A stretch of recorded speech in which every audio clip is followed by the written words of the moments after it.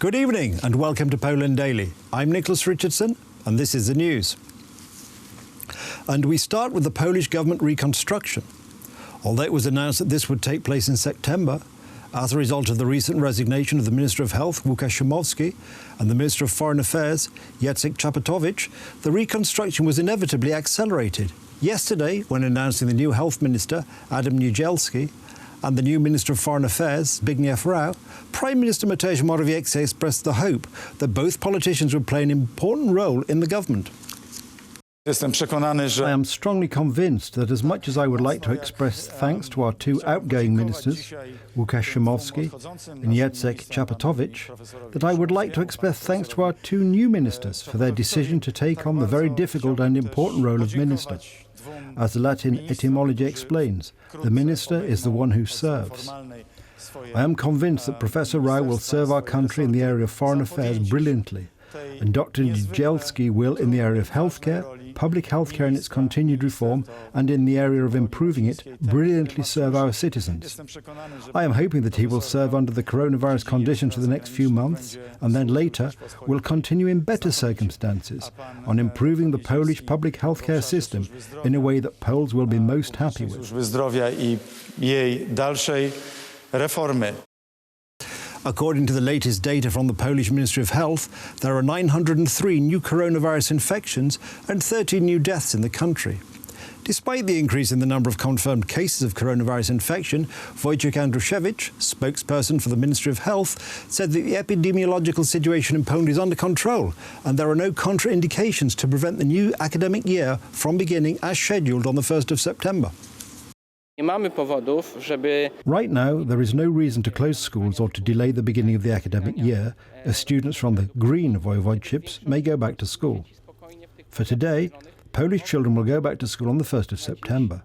If online education is necessary again, then we will introduce it slowly, in agreement with the Sanitary Epidemiological Station, school directors and the Educational Institution Appointing Authority. Polish Prime Minister Mateusz Morawiecki stated today that he is very worried about the reports of the poisoning of Russia's leading opposition politician, Alexei Navalny, his state of health and the refusal to allow him out of Russia. He continued by stating that there must be 100% certainty that his safety is guaranteed, and added that Poland supports efforts to provide Mr. Navalny with the best treatment available. Alexei Navalny is still in a coma and is, according to doctors, in a critical condition. His family has demanded that he be sent abroad for treatment, but his doctors initially said that he could not be moved. It now appears, however, that they may allow him to be transferred to Germany for further treatment. Putin critics say the doctors wanted any traces of poison to leave his body before allowing independent doctors to examine him. Hungarian Prime Minister Viktor Orban has called on the states of Central Europe to take control of their own fate and to unite around what he describes as the Polish flagship in a project stretching from the Baltic Sea to the Balkans. The patriotic speech was delivered on St. Stephen's Day, a national holiday in Hungary. Central European nations should unite to preserve their Christian roots as Western Europe experiments with same-sex families, immigration and atheism, Hungarian Prime Minister Viktor Orban said on Thursday.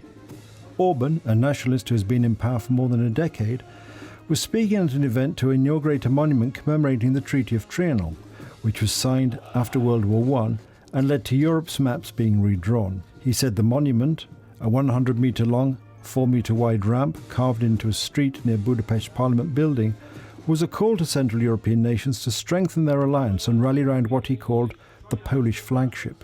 The last chance for the people of Central Europe to determine their own fate goes back centuries, to when they were cleverly united around the Polish flagship, from the Baltic Sea to the Balkans.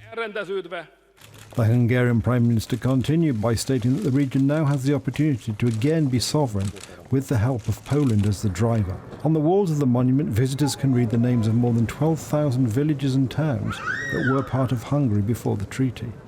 A granite block split into several parts encloses a flame. Many Hungarians still view the Treaty of Trianon as a national trauma because it took away 2/3 of the country's territory and left millions of ethnic Hungarians living in what is now Romania. Orban continued his speech by denouncing the cultural changes taking place in Western Europe.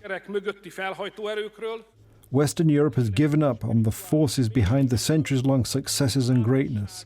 It has given up on the spiritual depth of life, on the happiness of marriage and children, and the intellectual energies of national cultures. Western Europe has given up on a Christian Europe, and instead experiments with godless cosmos, rainbow families, migration and open societies.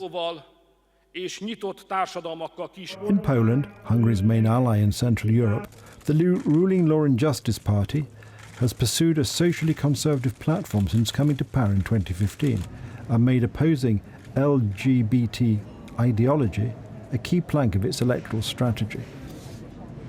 That's the news. Thank you for watching. Stay with us for the weather, Poland Daily Business and more programmes. But from me, it's have a good night and a better tomorrow.